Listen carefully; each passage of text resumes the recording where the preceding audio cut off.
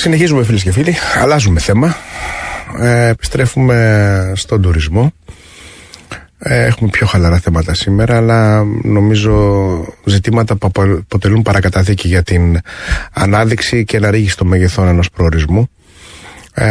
Άρα περισσότερα έσοδα, γιατί εκεί καταλήγει, και για τους επιχειρηματίες, για τους εργαζόμενους και για την πολιτεία. Τελικά είμαστε σε μια χώρα όπου ο τουρισμός κινείται γύρω από ένα συγκεκριμένο στρατηγικό σχέδιο. Είμαστε μια χώρα όπου υπάρχει το πω έτσι, ένας οδικός χάρτης στο κομμάτι του μάρκετινγκ και την πρόθεσή της. Πρόσφατα γνωρίσα μια πολύ καλή εταιρεία. Μου κάνει εντύπωση πόσο έτσι στοχευμένο μάρκετινγκ για προορισμό εκτελούν. Είναι η Βήμα Γκουρού.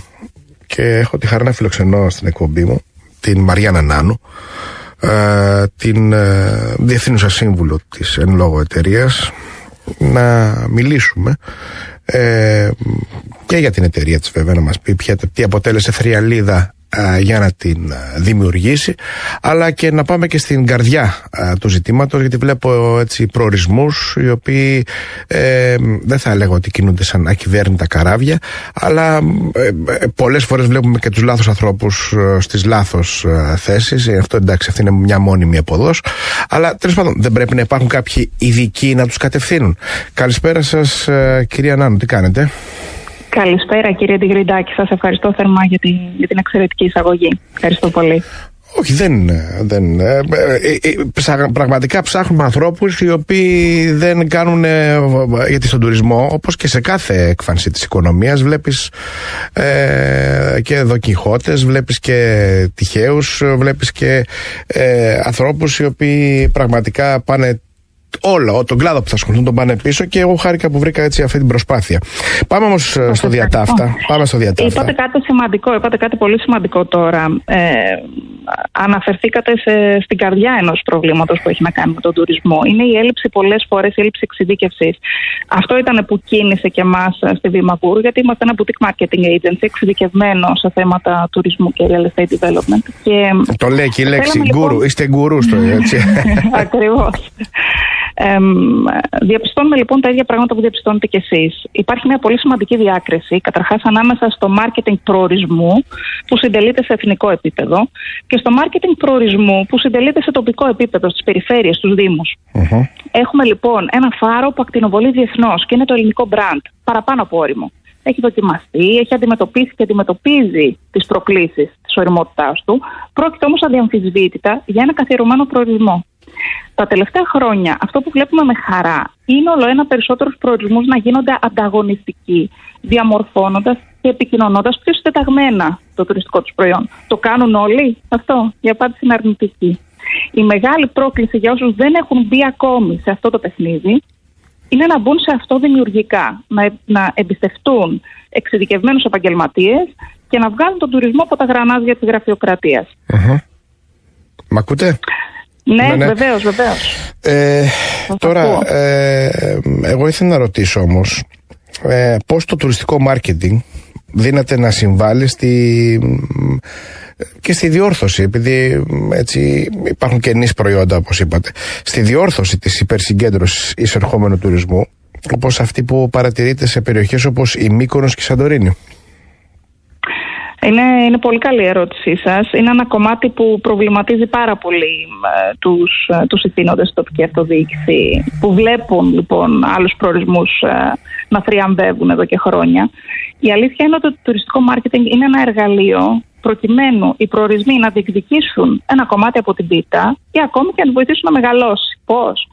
Μπορούν να ενισχυθούν και να προβληθούν προορισμοί που δεν είναι τόσο δημοφιλείς όσο η Μύκονος Σαντορίνη, μέσω ενός στρατηγικού marketing plan που περιλαμβάνει διαφημίσεις, συνεργασίες με influencers, δημιουργία συναρπαστικού περιεχομένου, καμπάνιες, συμμετοχή σε εκθέσεις, φεστιβάλ, και η λίστα συνεχίζεται.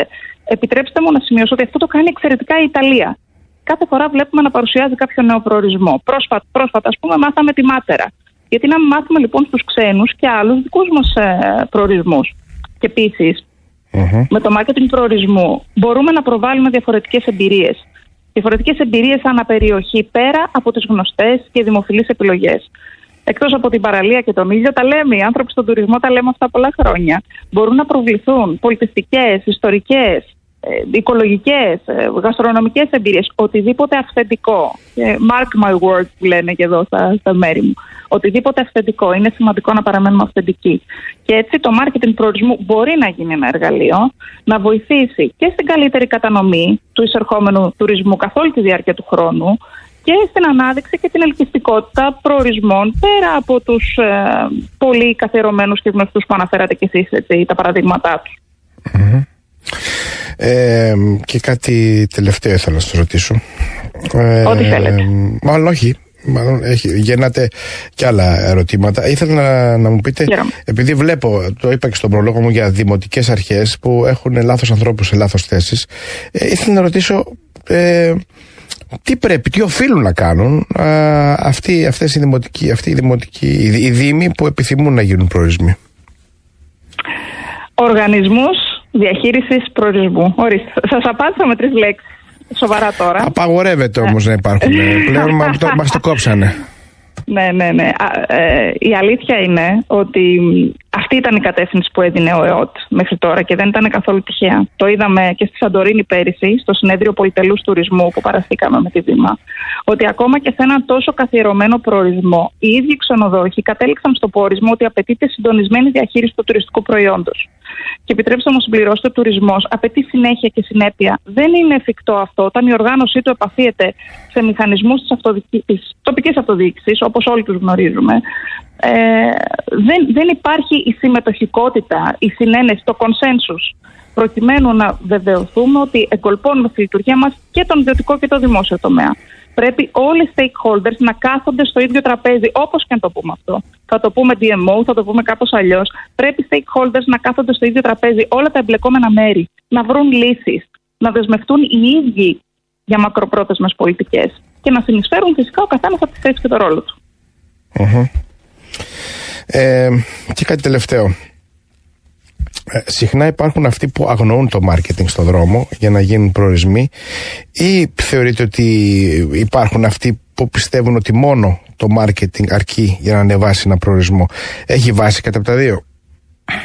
Καταλαβαίνω γιατί κάποιος μπορεί να αντιλαμβάνεται τους ανθρώπους του marketing ως θαυματοποιούς. Δεν είναι φυσικά έτσι. Αυτό όμως που είναι απόλυτα αληθές είναι ότι το marketing προορισμού μπορεί να βοηθήσει απόλυτα ένα προορισμό να γίνει αναγνωρίσιμος, να επικοινωνήσει τις εμπειρίες που προσφέρει και να καταστεί επιλογή. Δευτερευόντως θα πω κάτι που ενδιαφέρει πολύ και τους ξενοδόχους και να μειώσει και τις εξαρτήσεις από τους τουριστικούς πράκτορες, γιατί μπορεί να αυξήσει απευθείας κρατήσεις φυσικά μέσα από τις μηχανές κρατήσεων. Από την άλλη πλευρά όμως, και αυτό είναι σημαντικό να το υπογραμμίσουμε, η αποκλειστική επένδυση στο marketing χωρίς την αντίστοιχη βελτίωση και επέκταση των υποδομών, της ποιότητας των υπηρεσιών. Καλά, αυτά είναι άρρηκτα συνδεδεμένα. Εννοείται. Τι θα πουλάς δηλαδή, τι θα προωθείς? Έτσι όπως το λέτε, δηλαδή το marketing δεν είναι θαυματοποιός. Θα πρέπει να συνδυάζεται με την ανάπτυξη και τη βελτίωση του τουριστικού προϊόντος, της υποδοχής, της φιλοξενίας του προορισμού. Και το θετικό είναι ότι αυτά τα τελευταία που ανέφερα τα έχουμε στο DNA μας. Ναι. Εγώ θέλω να σε ευχαριστώ πάρα πολύ, να ευχηθώ καλή Ανάσταση. Μαριάννα Νάνου, Διευθύνουσα Σύμβουλος της Βήμα Γκουρού. Να έχετε ένα καλό βράδυ.